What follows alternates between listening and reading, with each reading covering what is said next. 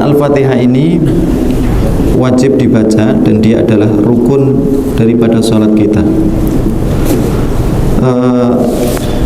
Para ulama memberikan keterangan tentang Al-Fatihah ini bahwa dia wajib dibaca di dalam sholat, sementara turunnya surat Al-Fatihah sendiri bukan turun secara urutan, turun awal dari surat-surat yang ada.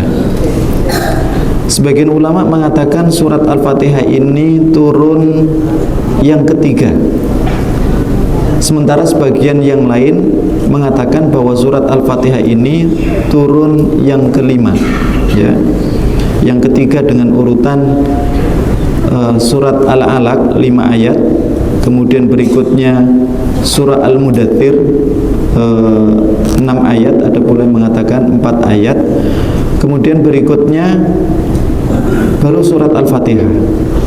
Sementara yang berpendapat bahwa dia turun yang kelima secara urutan, maka yang pertama adalah surah Al-Alaq, kemudian yang kedua surat Al-Qalam, dan surat Al-Qalam turunnya juga tidak sekaligus seluruhnya, tapi bertahap, beberapa ayat terlebih dahulu, kemudian sebagian surat Al-Muzammil yang ketiga, kemudian sebagian surat Al-Mudaththir, baru kemudian surat Al-Fatihah. Meskipun dia turun yang ketiga menurut sebagian pendapat atau turun yang kelima secara urutan, tapi tidak ada surat Al-Quran yang turun secara sempurna di urutan yang pertama kecuali surat Al-Fatihah, ya. Maka surat Al-Fatihah turun secara sempurna, sementara surat-surat yang turun sebelumnya turunnya cuma sebagian, ya. Tayyib, barakallahu fikum. Dan dia adalah surat Makkiyah, surat yang turunnya di sebelum hijrahnya Rasulullah sallallahu alaihi wasallam, dan itu ditandaskan sendiri di dalam surat Al-Hijr. Allah berfirman di dalam surat Al-Hijr ayat 87. Allah berfirman, a'udzubillahi minasyaitonirrajim. Bismillahirrahmanirrahim. Wa laqad atainaka sab'an minal mathani wal Qur'anal 'azim. Aku telah memberikan kepadamu Muhammad sab'an minal mathani, 7 yang diulang-ulang. Jumlah ayat dalam surah Al-Fatihah ada berapa, Pak? Ada 7. Tayyib. Diulang-ulang karena memang di setiap rakaat surat Al-Fatihah ini apa? Dibaca. Ya, makanya diulang-ulang. Maka Allah menamakan surat Al-Fatihah ini dengan sab'an minal mathani atau sab'ul mazani, 7 yang diulang-ulang, 7 ayat yang diulang-ulang. Wal Qur'anal 'azim, dan aku berikan Al-Qur'an yang agung, maksudnya juga Al-Fatihah. Maka Al-Fatihah ini juga disebut dengan Al-Qur'an Al-'azim, Al-Qur'an yang agung. Abdullah bin Abbas mengatakan, kitab-kitab samawi yang diturunkan oleh Allah kepada nabi-nabi sebelum Rasulullah sallallahu alaihi wasallam seperti Zabur, Taurat, Injil, itu sudah terangkum di dalam Al-Qur'an. Sementara seluruh surat dalam Al-Qur'an itu poin-poin besarnya terangkum dalam apa? Surat Al-Fatihah. Makanya disebut dengan apa? Al-Quran Al-Azim, Al-Quran yang agung. Maka paling tidak ketika kita membacanya dalam surat dalam salat kita, maka seakan-akan kita sudah membaca poin-poin besar atau konten-konten besar yang disebutkan dalam surat-surat yang lain dengan bacaan surat Al-Fatihah, ya. Jemaah sekalian yang dirahmati oleh Allah, karena keagungan surat Al-Fatihah ini, maka dia memiliki nama yang banyak. Ibnu Taimiyah menyebutkan sampai 20 nama. Semakin banyak julukannya, semakin banyak namanya, menunjukkan keagungan, ya. Makanya Allah memiliki nama yang banyak karena kebesaran dan keagungannya. Sebagaimana Rasulullah SAW juga punya nama yang banyak, menunjukkan apa? Kebesaran Rasulullah SAW. Sampai ada ulama namanya Qadhi Iyad, hakim, seorang hakim, ya, yang menulis kitab judulnya Asy-Syifa bi Huquqil Mustafa, itu menyebutkan nama-nama Rasulullah SAW yang banyak. Maka surat Al-Fatihah dari surat-surat yang lain yang terbanyak namanya adalah surat Al-Fatihah, ya. Tayyib. Nah, kita sebutkan di antara beberapa bagian daripada nama surat Al-Fatihah sendiri. Yang pertama Al-Fatihah, dan ini unik. Surat-surat yang lain namanya katanya itu disebut di dalam surat itu sendiri. Al-Baqarah, dalam surat Al-Baqarah disebutkan cerita tentang Al-Baqarah. Tayyib. Al-Hijr, Ali Imran disebutkan apa? Kata Ali Imran di dalam surat Ali Imran. Cuma ada 2 surat yang namanya tidak disebutkan di dalam surat tersebut, yaitu surat apa? Al-Fatihah, dan satu surat yang lain adalah surat apa? Al-Ikhlas, ya. Namanya tidak disebutkan di dalam surat tersebut. Maka dia dinamakan dengan Al-Fatihah karena Nabi SAW menyebutnya dengan Fatihah. La sholata liman lam yaqra' bi Fatihatil kitab. Tidak ada salat bagi yang tidak membaca Al-Fatihah. Maka Nabi menyebutkan dengan kata apa? Al-Fatihah. Dan secara makna memang dia menjadi pembuka dari seluruh surat yang ada. Makanya secara peletakan ijma' para ulama, kesepakatan para ulama bahwa Al-Fatihah itu diletakkan di awal surat, meskipun secara turunnya urutannya tidak apa? Turun yang pertama. Kalau disebut turun yang pertama secara tadi yang saya sampaikan, secara sempurna satu surat sekaligus itu ya surat Al-Fatihah. Jemaah sekalian dirahmati Allah Ta'ala, disebutkan Fatihah karena memang dia yang pertama dan dia yang membuka. Ketika orang khutbah, ya, ketika orang khutbah, maka setelah mengawali dengan pujian, yang dalam pujian itu termasuk di dalamnya salawat kepada Rasulullah Sallallahu Alaihi Wasallam, maka di pembuka biasanya seorang khotib menjelaskan poin-poin besar yang akan dia sampaikan di dalam khutbahnya itu apa. Itu salah satu di antara khutbah yang bagus. Maka khutbahnya Allah Ta'ala berupa Al-Quran, firmannya itu diawali dengan pujian yang di dalam surah Al-Fatihah menjelaskan tentang poin-poin besar surat atau isi konten di dalam Al-Quran itu apa, ya. Maka konten dalam Al-Quran itu ada 3 garis besar. Yang pertama pembahasan akidah, kemudian yang kedua pembahasan apa? Syariah, dan kemudian yang ketiga pembahasan apa? Isinya apa? Kisah, ya. 3 besar isi Al-Quran: akidah, syariah, dan kisah. Dan poin besarnya itu ada di dalam surat Al-Fatihah, nanti insyaallah akan kita bahas, ya. Taib. Maka dikatakan Al-Fatihah karena dia membuka dari seluruh surat yang ada, menjelaskan poin besar yang ada. Dan surat Al-Fatihah diletakkan tadi, ya, yang pertama sebelum surat-surat yang lain. Dan Al-Fatihah juga menjadi apa? Tabarruk, meminta barokah daripada Allah Azza wa Jal sebelum membahas surat-surat yang lain. Maka surat Al-Fatihah menjadi apa? Ayat pembuka karena dia sebagai apa namanya, fungsinya untuk apa? Tabarruk, meminta barokah kepada Allah Azza wa Jal melalui bacaan surat Al-Fatihah. Kemudian nama lainnya yang masyhur adalah nama Ummul Kitab, induknya Al-Quran, ya, induknya Al-Quran. Disebut induknya Al-Quran karena seluruh isi Al-Quran itu termuat di dalam apa? Di dalam Al-Fatihah. Makanya disebut dengan induknya Quran. Surah Al-Fatihah juga disebut dengan Al-Kafiyah. Al-Kafiyah. Al-Kafiyah itu artinya yang mencukupi, ya. Karena kalau orang sholat membaca Al-Fatihah, maka dia sudah cukup melaksanakan rukunnya, ya, melaksanakan rukunnya daripada rukun-rukun yang lainnya, ya. Sebagian ulama mengatakan al-kafiyah dikatakan atau dibahasakan dengan nama al-kafiyah karena surah Al-Fatihah mencukupi seluruh makna-makna yang lainnya. Kemudian berikutnya, Al-Fatihah juga sering disebut dengan As-Shalah, surah As-Shalah. Dinamakan surah As-Shalah karena Rasulullah SAW pernah bersabda, qasamtus sholata.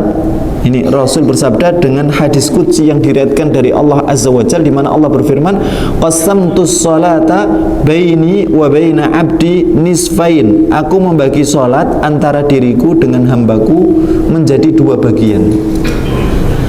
Aku membagi salat ini maksudnya apa? Aku membagi Al-Fatihah, ya.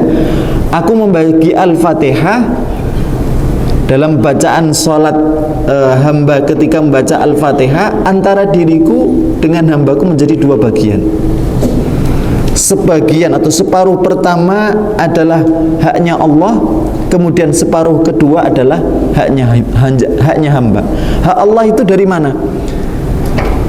Dari pujian Bismillahirrahmanirrahim ayat yang pertama.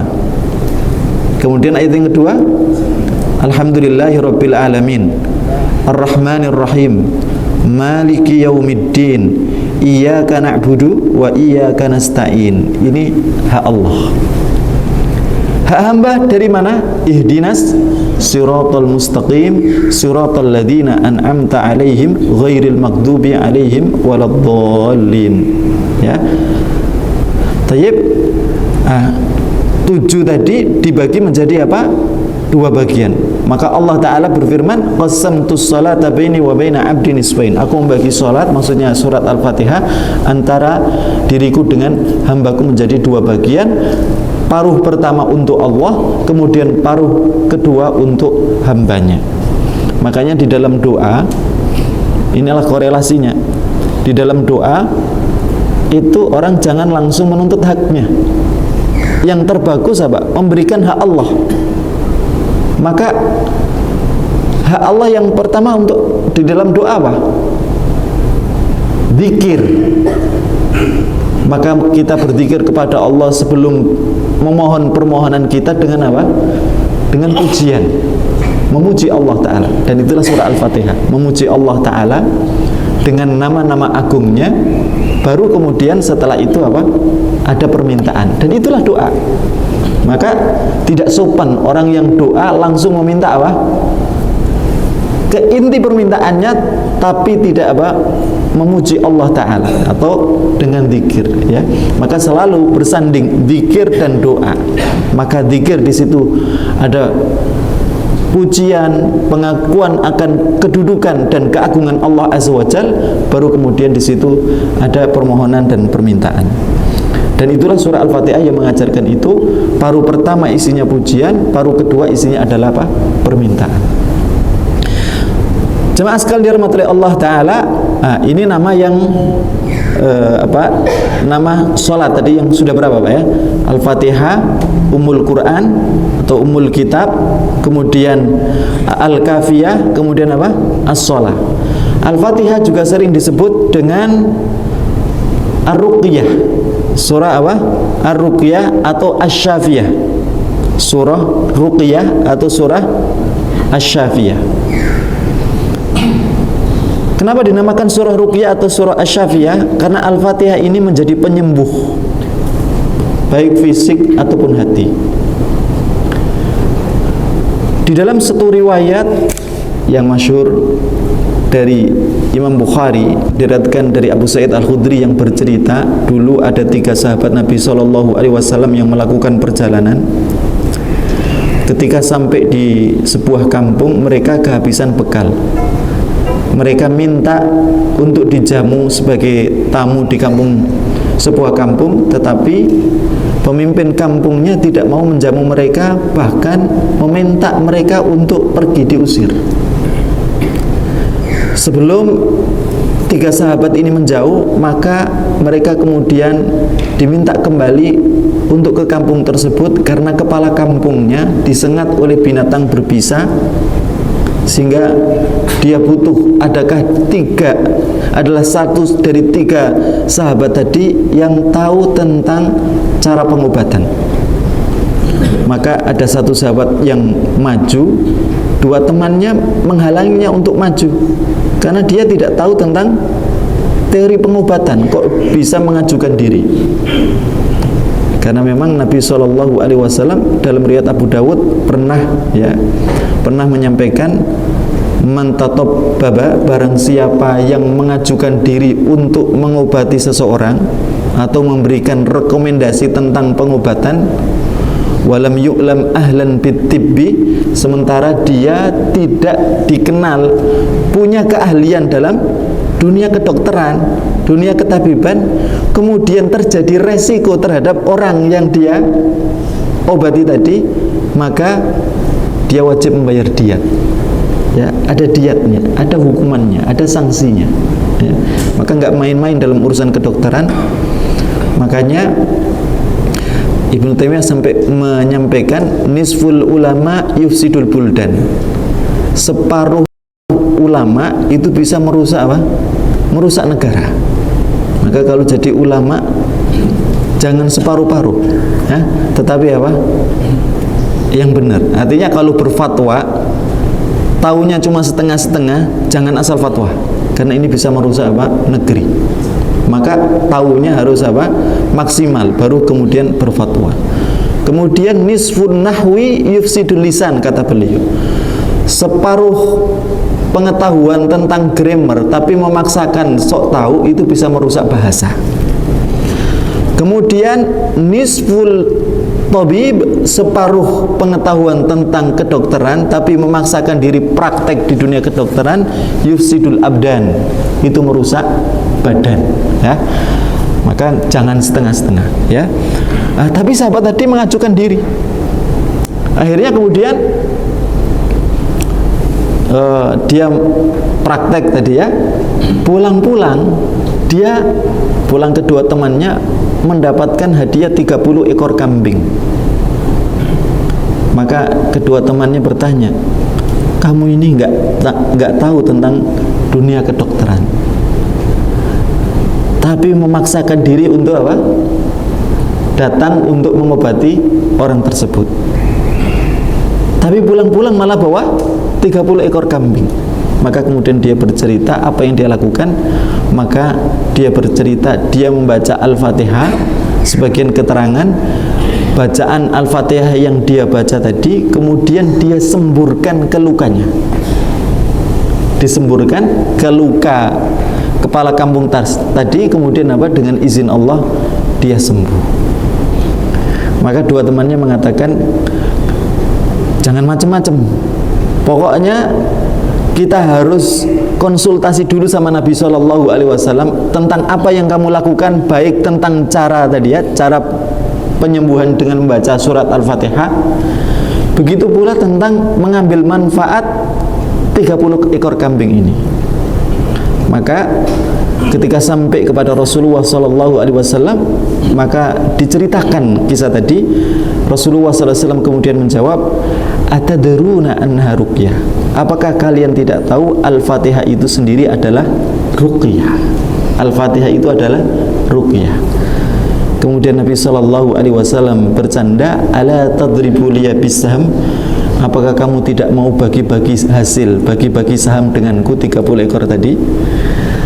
Maka berarti memanfaatkan 30 ekor tadi itu diperbolehkan. Tapi jamaah sekalian yang dirahmati oleh Allah Ta'ala, Ibnu Qayyim sendiri bercerita di dalam Zadul Ma'adnya, menceritakan bahwa saat beliau umroh, beliau sakit keras, nggak punya uang untuk berobat, dan bekalnya habis. Eksperimen apa yang dilakukan Ibnu Qayyim Al-Jauziyah? Maka beliau minum zam-zam dengan membaca surat Al-Fatihah meminta kesembuhan dan minta perutnya selalu apa? Terisi, seakan-akan apa? Beliau sudah makan. Apa yang beliau dapatkan? Dengan izin Allah beliau sembuh total, dan kemudian selama beliau menjalani aktivitas di Mekah beliau nggak lapar, ya, beliau nggak lapar. Dan memang disebutkan dalam riwayat air zam-zam sendiri memang apa? Obat, dan disebut mimma tu'im, gizi yang bisa memenuhi kebutuhan perut, ya. Ini salah satu keistimewaan zam-zam. Jemaah sekalian yang dirahmati Allah Ta'ala, lah inilah Al-Fatihah disebut dengan Asy-Syafiyah. Maka Asy-Syafiyah atau Ar-Ruqyah, maka usaha pertama ketika sakit kita mengadu kepada Allah. Di situ kan ada iyyaka na'budu wa iyyaka nasta'in. Hanya kepada Engkau ya Allah kami beribadah. Hanya kepada Engkau ya Allah kami beristi'anah, meminta tolong, meminta bantuan, menyandarkan semua urusan, baik itu urusan ibadah, urusan agama, ataupun urusan apa? Dunia. Maka seakan-akan ketika kita membaca surah Al-Fatihah, kita menyerahkan keadaan kita kepada Allah saat kita sakit. Dengan membaca itu, kemudian Allah Ta'ala yang kemudian mengurus urusan kesembuhannya. Jamaah sekalian dirahmati Allah, ini nama lain surah Al-Fatihah. Dan dia juga disebut dengan As-Sab'ul Mathani yang tadi disebutkan, 7 yang diulang-ulang. Maka disitulah madhab mayoritas ulama bahwa surat Al-Fatihah jumlah ayatnya ada berapa? Ada 7. 7 itu dengan apa? Bismillahirrahmanirrahim. Maka Bismillahirrahmanirrahim ayat yang pertama. Kemudian Alhamdulillahi Rabbil Alamin ayat yang kedua.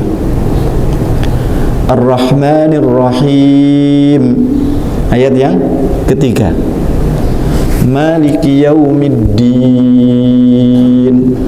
Jadi belajar sama entah Ustadz yang beliau jadi imam tadi, belajar bacaan Al-Fatihah yang benar, tahsin Pak ya Al-Fatihah. Karena dalam mazhab Syafi'i kalau ada kesalahan jali dalam bacaan surat Al-Fatihah, kesalahan yang bisa mengubah makna, maka bisa membatalkan sholat. Kecuali orang yang memang dia tidak bisa, baru belajar, tidak masalah. Tapi dia tidak boleh kemudian berposisi bertahan, tidak bisa membaca Al-Fatihah dengan benar. Maka bacalah Al-Fatihah dengan benar, belajar, nggak perlu malu, tahsin surat Al-Fatihah. Maka kayak tadi kita sampai ayat keempat, Maliki Yaumiddin. Kemudian iyyaka. Coba kalau mau tasydidnya hilang, iyyaka na'budu, maka bisa apa? Membatalkan sholat dalam mazhab Syafi'i, karena Al-Fatihah itu rukun. Kalau bacaannya itu sampai mengubah artinya, berarti mengubah bagian daripada rukun, dan itu bisa membatalkan sholat. Kecuali tadi yang betul-betul udzur, dia tidak tahu, maka tidak ada masalah. Iyyaka na'budu wa iyyaka nasta'in ayat kelima. Kemudian ayat keenamnya ihdinas siratal mustaqim. Ayat ketujuhnya siratal ladzina an'amta 'alaihim ghairil maghdubi 'alaihim waladdallin. Sebagian ada yang menganggap ayat ketujuhnya ini seakan ada ayat ke-8. Dengan apa? Ihdinas siratal mustaqim, ini ayat ke-6. Siratal ladzina an'amta 'alaihim, berhenti di sini. Makanya mazhab mayoritas ulama di dalam bacaan siratal ladzina an'amta 'alaihim ghairil maghdubi 'alaihim waladdallin, dibaca sambung. Ya, coba siratal ladzina an'amta 'alaihim ghairil maghdubi 'alaihim waladdallin. Kalau gak kuat nafasnya, boleh antara dua hal. Siratal ladzina an'amta 'alaihim, kita ngambil nafas, Bukan memang niat memang berhenti di situ, tapi apa? Mengambil nafas karena nggak kuat. Karena panjang ya, nyambung tadi. Siratal ladzina an'amta 'alaihim ghairil maghdubi 'alaihim waladdallin, untuk tanafus tadi. Atau siratal ladzina an'amta 'alaihim ghairil maghdubi 'alaihim, berarti di sini. Kemudian kita ngulang ghairil maghdubi 'alaihim waladdallin. Ya. Meskipun memang bukan kesepakatan ulama di dalam bacaan, tapi mayoritas mengatakan jangan berhenti, supaya tidak mengesankan di ayat ke-7 itu seakan-akan ada dua ayat, ya. Taib, maka disebut dengan as-sab'ul masani. Jumlahnya 7, bukan 8. Kecuali yang berpendapat ada 6 dengan tidak memasukkan bismillah. Oleh karena itu disinilah nanti dari bismillahirrahmanirrahim itu termasuk ayat ataukah tidak yang membuat perbedaan para ulama dalam bacaan basmalah, apakah dibaca dengan jahar atau dibaca dengan sir. Bagi ulama yang berpendapat bahwa bismillahirrahmanirrahim adalah bagian daripada surat, ayat pertama daripada surat, kecuali surat apa? At-Taubah, surat yang ke-9, maka bacaan basmalah dibaca jahar, baik itu dibaca ketika membaca apa? Al-Fatihah maupun membaca apa? Surat. Sementara bagi para ulama yang berpendapat bahwa bismillahirrahmanirrahim bukan bagian daripada ayat atau ayat yang pertama dari setiap surat, maka dia dibaca secara apa? Sir. Ya. Sementara secara riwayat hadis memang disebutkan, Anas bin Malik radhiyallahu anhu pernah menuturkan dari Imam Bukhari dari Anas bin Malik, Anas bin Malik sholat di belakang Rasulullah SAW, mendengar Rasulullah SAW membaca basmalah sebelum Al-Fatihah secara jahar, terdengar berarti secara jahar. Dan dalam riwayat lain, ada pula dalam riwayat Imam Bukhari, di mana sahabat Abdullah bin Umar itu menuturkan, aku sholat di belakang Rasulullah SAW, di belakang Abu Bakar, di belakang Umar, di belakang Utsman radhiyallahu anhum, tapi aku tidak mendengarkan bacaan basmalah sebelum Al-Fatihah maupun surat. Ya, nah disinilah yang kemudian memicu perbedaan ulama. Dan kita nggak perlu apa? Nggak perlu kemudian debat dalam urusan furu', dalam urusan apa? Variatif ibadah. Ya, kayak hari ini yang viral perdebatan urusan apa? Iya, laku lihat. Kalau umat disibukkan dengan urusan itu, maka mereka akan lupa dalam perkara-perkara yang bersifat usuli. Tayyib, jemaah sekalian yang dirahmati oleh Allah, makanya nanti di pembahasan iyyaka na'budu menggunakan dhamir nahnu, hanya kepada engkau. Na'bud bukan a'bud. Ya, sebagian ulama saya ada mengatakan iyyaka na'budu wa iyyaka nasta'in memiliki salah satu latifah, makna tersembunyi, di mana dalam urusan syariat itu menyatukan umat, bukan apa? Bukan malah memisahkan umat. Syariat itu menyatukan umat, bukan memisahkan umat. Nah, tadi as-sab'ul masani, 7 yang diulang-ulang dengan jumlah ayatnya ada 7, Pak ya. Meskipun ada yang berpendapat tadi jumlah ayatnya ada 6. Jemaah sekalian yang dirahmati oleh Allah Ta'ala, maka kita awali dari bismillahirrahmanirrahim, ayat yang pertama ya. Kata bi di sini memiliki fungsi ai asta'inu, pengganti dari kalimat asta'inu. Aku memohon pertolongan, pertolongan kepada Allah Azza wa Jal. Bismillah dengan menyebut nama Allah Azza wa Jal. Maka menyebut nama Allah Ta'ala Di sini bukan sekedar kalau kita terjemahkan saya menyebut nama Allah, tetapi maksudnya apa? Meminta pertolongan. Makanya meskipun riwayatnya lemah, bahwa setiap perbuatan yang tidak diawali dengan kata apa? Bismillahirrahmanirrahim, maka perbuatan itu jadi ganjil, ya. Makanya kita minta tolong kepada Allah, karena dalam setiap aktivitas kita itu sangat berkebutuhan meminta tolong sama Allah Ta'ala. Baik itu dalam urusan yang kecil, urusan yang sederhana, apalagi dalam urusan yang besar. Maka itu diringkas cukup dengan kalimat apa? Bismillahirrahmanirrahim. Aku memohon pertolongan kepada Allah Ta'ala dengan menyebut namanya yang Maha Rahman lagi Maha Rahim. Apa perbedaan Rahman dengan Rahim? Tayyib,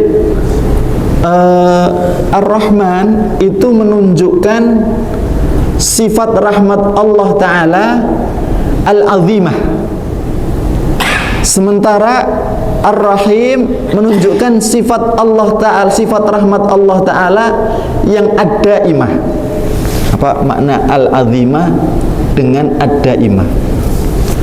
Rahman Allah azimah itu menunjukkan keluasan dan kebesaran sifat rahmatnya Allah Ta'ala, kasih sayangnya Allah Ta'ala.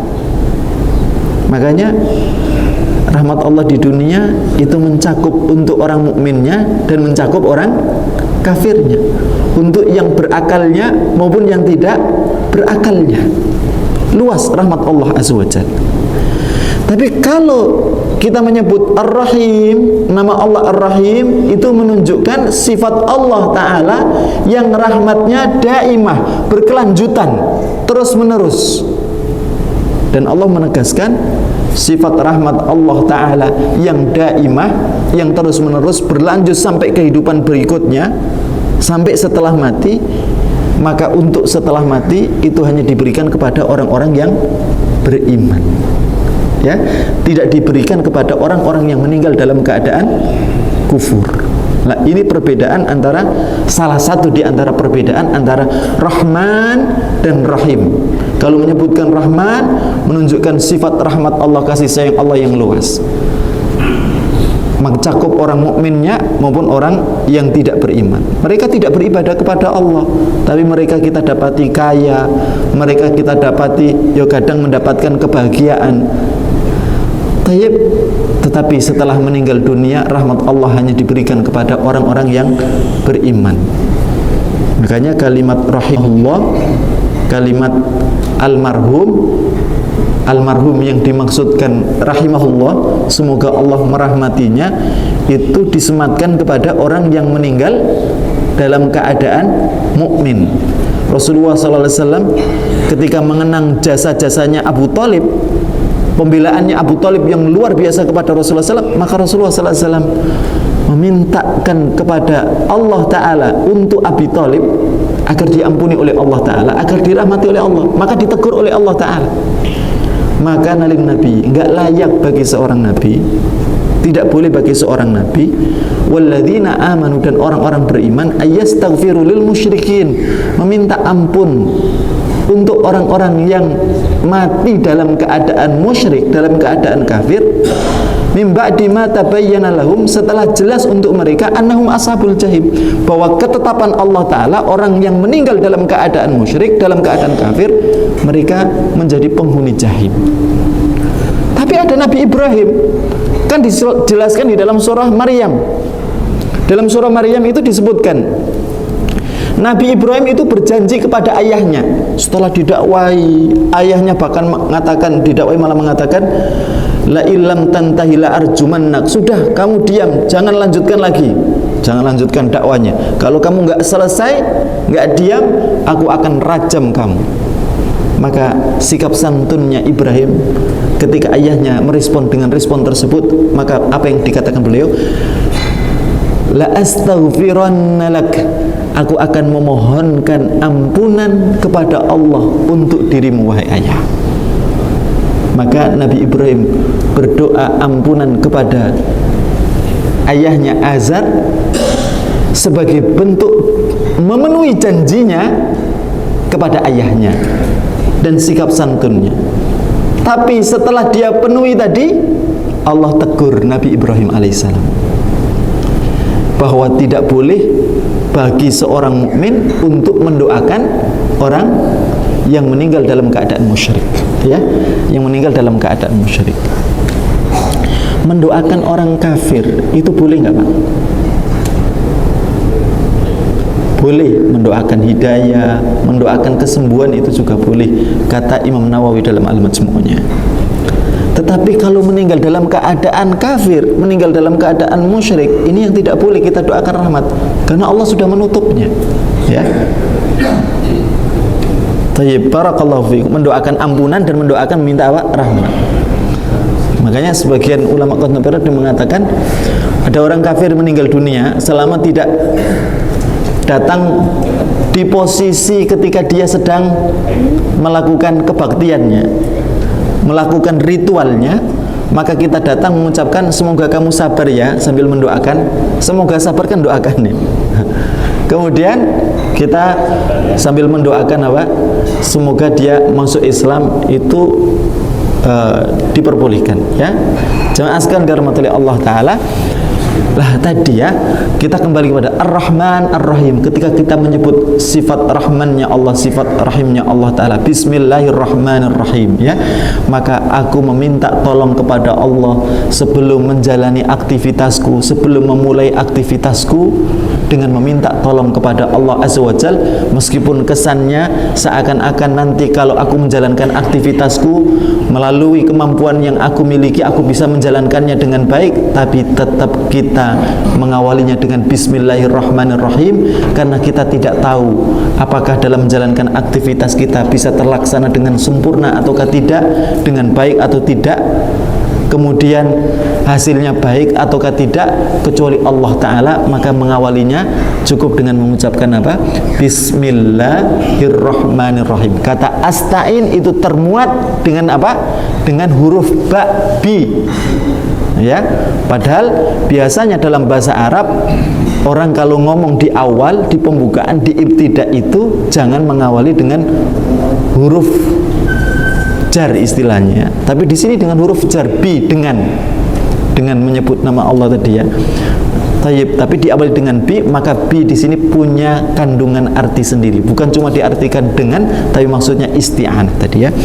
Ini ayat yang pertama, Bismillahirrahmanirrahim. Kemudian kita memuji Allah Ta'ala, Alhamdulillahi Rabbil Alamin, ya, memuji Allah Ta'ala. Dan kalimat alhamdu ini adalah pujian alladzi la nihayatalah, yang tidak ada ujungnya. Makanya kata hamad, pujian dengan kalimat hamad itu disematkan kepada Allah, bukan kepada makhluk. Kenapa? Kalau kita muji makhluk itu pasti ada ujungnya, atau nanti di ujungnya kita bilang apa? Ada kata tapi.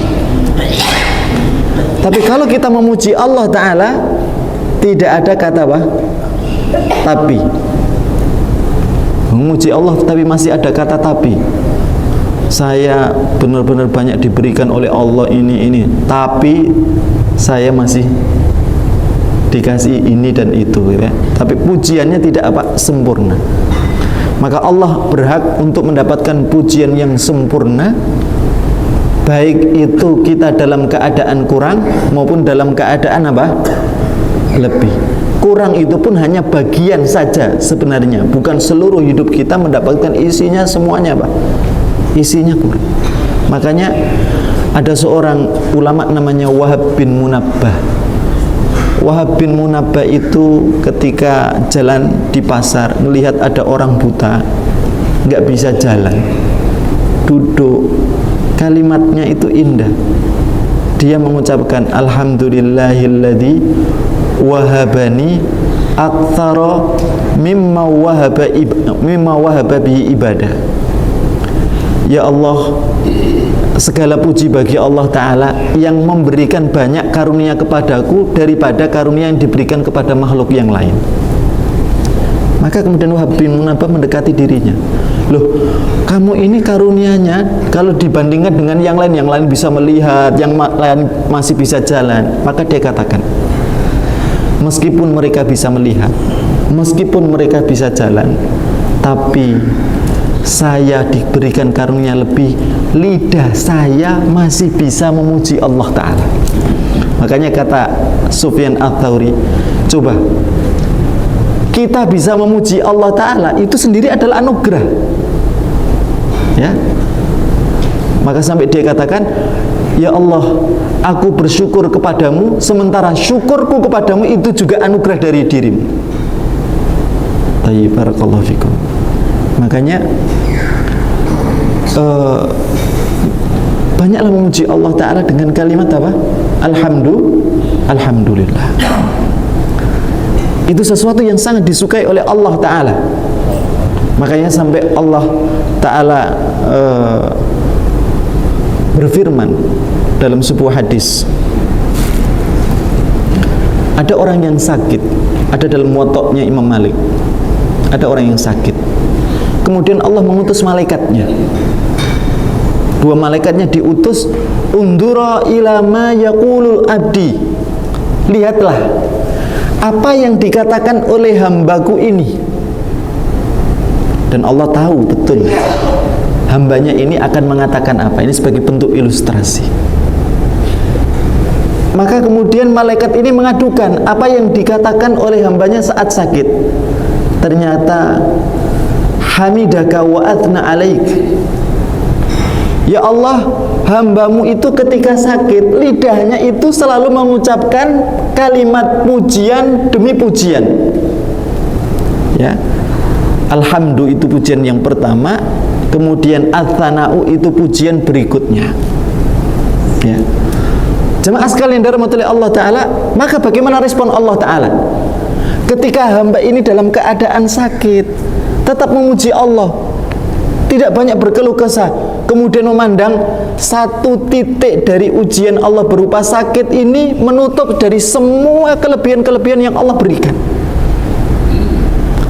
Maka Allah kemudian mengatakan, hamidani abdi, sesungguhnya hambaku telah memuji diriku dan kemudian menyanjungku, memuji terus. Maka kemudian Allah berfirman, fa in ana syafaituhu, kalau aku menyembuhkan hambaku ini, maka abdaltuhu daman khairan min damihi walahman khairan min lahmi, aku akan ganti dia darah yang lebih baik daripada darahnya, daging yang lebih baik daripada daging. Maksudnya apa? Kondisi darahnya, kesehatannya lebih baik daripada kesehatan sebelumnya. Wa in ana wafaituhu, kalau aku mewafatkan dirinya, maka aku tempatkan dirinya di surga yang terbaik. Ini ketika keadaan hamba dia memuji Allah Ta'ala. Maka pujian itu jangan kemudian ditutup hanya karena apa? Kita melihat sisi kecil dari keadaan takdir yang kita lihat, bahwa takdir itu sulit buat kita, takdir sakit, takdir miskin, takdir apa, menutup dari semua kelebihan-kelebihan yang Allah berikan. Maka di sini ketika kita menyebutkan kalimat alhamdu itu tanpa tepi, tanpa ujung, semua sisi Allah baik. Kita berpikir tentang Allah Ta'ala, semua sisi Allah baik. Makanya disitulah kenapa ketika orang memuji Allah Ta'ala, kalimat sebelumnya didahului dengan apa? Subhanallah. Subhanallah itu membersihkan diri dari cara berpikir negatif tentang Allah Ta'ala. Selalu husnudzon kepada Allah Ta'ala. Maka kemudian setelah kita husnudzon kepada Allah, maka kita memuji Allah dengan pujian yang sempurna, tidak ada celah di dalamnya, ya. Itulah dari kalimat alhamdulillah. Makanya kata Ibunda Aisyah, Rasulullah itu kalau senang ucapannya alhamdulillah bi ni'matihi tatimmus sholihat. Tapi kalau sedang gelisah ketika sedang sedih, beliau tetap mengucapkan alhamdulillah, cuma bedanya kalimat alhamdulillahi ala kulli hal. Dalam keadaan apapun Allah tetap yang maha terpuji. Nah, inilah Allah mengawali dengan apa? Surah Al-Fatihah ini dengan pujian yang memang pujian yang sempurna itu hanya layak diberikan kepada Allah. Sementara makhluknya pujiannya memiliki keterbatasan. Tapi untuk Allah Ta'ala pujiannya sempurna. Ya. Tayyib. Alhamdulillah. Alhamdulillah. Dan di balik kalimat lillah sendiri kita sudah menyebut nama Allah yang agung. Maka nama-nama Allah yang agung yang pertama Pak, Allah. Maka Allah di situ ada mengatakan di antara ulama dia adalah mustaq, irisan dari kalimat ilah. Ilah itu artinya adalah al-ma'bud, satu-satunya yang diibadahi. Makanya tauhid uluhiyah itu adalah menjadikan Allah satu-satunya yang diibadahi. Itu makna tauhid uluhiyah. Uluhiyah diambil dari kata ilah. Maka kalimat Allah menurut pendapat sebagian ulama adalah pecahan atau irisan dari kata, dari lafaz ilah, ditafkhim jadi Allah. Makanya tidak waw, karena aslinya apa? Lam. Bukan Allah gitu ya, tapi apa? Allah, ya. Allah, coba Pak. Jangan tidak melibatkan bibir ya, tidak melibatkan Allah, ya, karena aslinya huruf lam dan berakar dari kata apa? Ilah tadi ya. Bagi yang berpendapat mustaq di antara ulama, Allah bukan Allah gitu ya, pakai waw, sehingga tidak ada makna.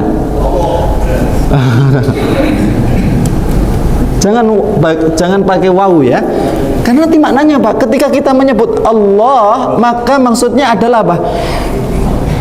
Kita meyakini bahwa satu-satunya yang kita ibadahi, kita taati secara mutlak itu adalah Allah Ta'ala. Makanya nama teragungnya Allah adalah apa?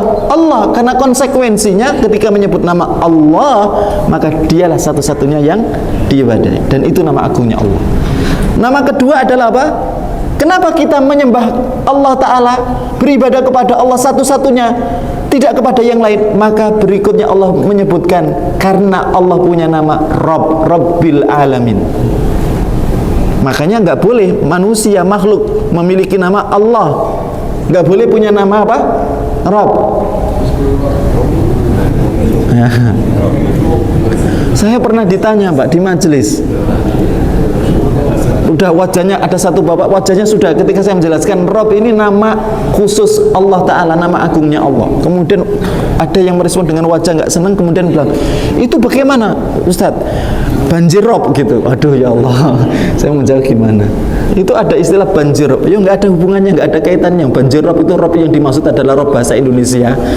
Rabb di sini maksudnya adalah Rabb bahasa Arab, yang menunjukkan apa? Yang menciptakan, mengatur penciptaannya, menghidupkan, mematikan, memberikan ketentuan dengan satu ketentuan mutlak. Itu dia hanyalah Allah Ta'ala, ya. Makanya kalau yang menciptakan adalah Allah Ta'ala, kenapa orang beribadah kepada yang tidak menciptakan? Makanya Allah bertanya di dalam surah Al-Aqaf kepada orang-orang musyrik, Aruni madza khalaqu minal ard. Tolong tunjukkan Tuhan yang kalian sembah punya jasa enggak menciptakan langit atau menciptakan bumi? Am lahum syirkun fis samawat, atau paling tidak mereka punya unjuk gigi, punya sumbangsih sedikit pun dalam penciptaan langit? Punya enggak? Enggak punya. Lah kok malah diibadahi? Makanya yang tidak Rabb tidak pantas untuk disembah. Maka makna Rabb tadi satu-satunya yang menciptakan. Maka dalam keterangan ketika kita mengetahui di antara nama Allah adalah Al-Khaliq, Al-Khaliq itu turunan dari sifat Allah dan nama Allah Rabb. Kata Al-Imam Al-Baghawi, apa makna khalaqa? Pelakunya disebut khaliq. Kata beliau, alladzi ikhtara'a syai'an min ghairi mithalin sabaqa wa min ghairi madah. Yang membuat sesuatu tanpa sampel sebelumnya, tanpa contoh sebelumnya, wala madah, juga tanpa perlu butuh bahan. Tapi manusia diciptakan oleh Allah dari bahan tanah. Kalaupun tidak perlu pakai bahan tanah, itu mudah bagi Allah. Sementara selain Allah Ta'ala, kalau membuat sesuatu perlu apa? Bahan. Adapun dijelaskan Adam diciptakan dari bahan tanah, itu Allah Ta'ala ingin memberikan hikmah kepada kita. Meskipun bagi Allah menciptakan manusia tanpa bahan, cukup dengan kun, jadilah, langsung jadi. Itu mudah bagi Allah Ta'ala. Urusan Allah cuma cukup mengatakan apa? Kun, jadilah, fayakun, maka langsung jadi. Bukan gabungan kun fayakun gitu. Kalau kita kan kun fayakun, kun itu maksudnya jadilah, fayakun, maka langsung jadi. Bagi Allah gampang. Itulah sifat khalaq. Dan itu tidak dimiliki kecuali siapa? Allah Ta'ala. Makanya disinilah nanti ada ghairil maghdubi alaihim waladhdallin. Waladhdallin, orang sesat. Kenapa? Di antara contoh orang sesat itu orang Nasrani. Kenapa? Membangun teologinya tanpa konsep yang benar. Bagaimana Isa? Jadi pernah ada tamu kepada Rasulullah SAW, 60 orang Najran. Ini keyakinannya adalah keyakinan Nasrani. Mereka masuk masjid ketika waktu ritual mereka di hadapan Nabi, itu di Masjid Nabawi. Mereka sholat dengan ritual mereka menghadap ke arah terbitnya matahari. Coba di zaman Nabi, sholatnya Nasrani sudah berubah dengan apa? Kiblatnya mengarah kemana? Ke terbitnya matahari. Padahal aslinya kiblatnya mana, Pak? Al-Masjidul Aqsa. Tapi sekarang kiblatnya mereka mengarah ke arah terbitnya matahari. Coba lihat aja, gereja itu banyak yang menghadapnya kemana? Ke arah barat. Kemudian nanti ketika ibadahnya mereka menghadap ke arah timur. Ya. Selesai ibadah, mereka kemudian berdebat satu dengan yang lainnya sampai terjadi 3 kelompok. Yang pertama mengatakan Isa itu adalah Tuhan. Argumen mereka, kenapa Isa dikatakan Tuhan? Karena Isa, coba, dia punya keistimewaan, bisa menghidupkan yang mati, bisa menyembuhkan penyakit-penyakit yang susah disembuhkan, seperti buta dari sejak lahir, itu kemudian apa? Sembuh. Ya. Kalau di Al-Quran dijelaskan dengan kalimat bi'idnillah, bukan Isa yang menyembuhkan. Isa berdoa meminta kepada Allah agar orang yang sakit tadi disembuhkan, maka kemudian disembuhkan dengan izin Allah Ta'ala, dengan doa. Makanya doa itu luar biasa, Pak. Makanya Bapak di dalam surah Saba kalau nggak salah ya, kalau nggak An-Naml surah Saba. Jadi cerita tentang Nabi Sulaiman itu kan meminta dipindahkan apa? Istana Balqis. Maka ada 2 yang menawarkan. Yang pertama, secepat apa, Pak? Orang berdiri dari duduk. Yang kedua menawarkan dengan apa? Secepat kedipan mata. Yang secepat berdiri dari duduk ini siapa? Ifrit, jin. Yang menawarkan secepat kedipan mata ini siapa? Manusia, hamba solih. Keterangan ulama banyak mengatakan dia adalah hamba solih. Dengan cara apa? Dengan doanya. Dengan doanya. Ya, dengan secepat itu. Tayyib. Maka coba mereka berdebat. Yang pertama mengatakan Isa adalah Tuhan. Buktinya, argumennya apa? Dia bisa menghidupkan yang mati, menyembuhkan sesuatu yang mustahil untuk disembuhkan. Yang kedua mengatakan Isa adalah anak Allah. Mereka berargumen, oh Isa terlahir tanpa apa? Tanpa ayah. Oh Adam malah lebih hebat lagi, nggak pakai ayah, nggak pakai ibu. Maka manusia ada yang terlahir tanpa apa? Tanpa laki-laki dan perempuan, itu adalah Adam. Ada yang jadi tanpa perempuan tapi dari laki-laki, siapa? Hawa, ya, Hawa.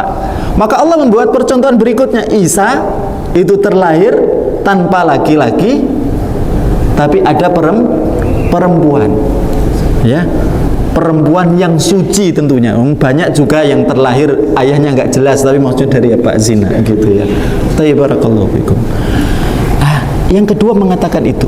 Yang ketiga mengatakan Isa itu adalah satu dari tiga Tuhan, ya. Alasannya apa? Karena banyak dalam firman itu dengan menggunakan kata ganti kami. Nah, dalam Al-Quran juga disebutkan nahnu khalaqnakum. Kalau diterjemahkan secara bahasa kan kami ciptakan kalian. Apakah menunjukkan kemudian Allah itu jumlahnya apa? Lebih banyak? Enggak. Dalam tradisi bahasa Arab, ucapan nahnu, kata ganti nahnu itu kadang menunjukkan kedudukan. Yang mengatakan itu adalah yang memiliki kedudukan yang besar. Kayak presiden mengatakan kami, ini maksudnya adalah apa? Satu orang yang menunjukkan kedudukan besarnya. Maka mereka mengatakan karena di dalam firman itu disebutkan kami yang berkehendak, kami yang menciptakan, sehingga kemudian mereka mengatakan berarti Isa itu adalah salah satu daripada tiga Tuhan. Maka kemudian coba dalam beragama tidak punya konsep, akhirnya dikatakan orang yang sesat. Maka dhol itu maksudnya adalah nanti adalah apa? Orang yang punya sikap keagamaan, orang yang beramal tanpa ada ilmu, tanpa ada konsep. Maka kemudian tamu-tamu tadi mendapatkan penjelasan dari Rasulullah SAW dengan turunnya surah Ali Imran sampai 60-an ayat menjelaskan tentang status Isa, tentang ibadah yang benar itu seperti apa. Ya. Saya rasa sampai di sini dulu, nanti akan kita lanjutkan ya tentang makanya tadi ya, makanya coba di awalnya yang berhak diibadahi adalah yang memiliki sifat Rabb, maka kalau ada yang beribadah kepada yang tidak memiliki sifat Rabb berarti dia termasuk dalam kategori apa? Dhalin, orang yang sesat ya. Jazakumullah khairan, sallallahu wasallam ala nabiyyina Muhammadin wa ala alihi washabihi ajmain. Assalamualaikum warahmatullahi wabarakatuh.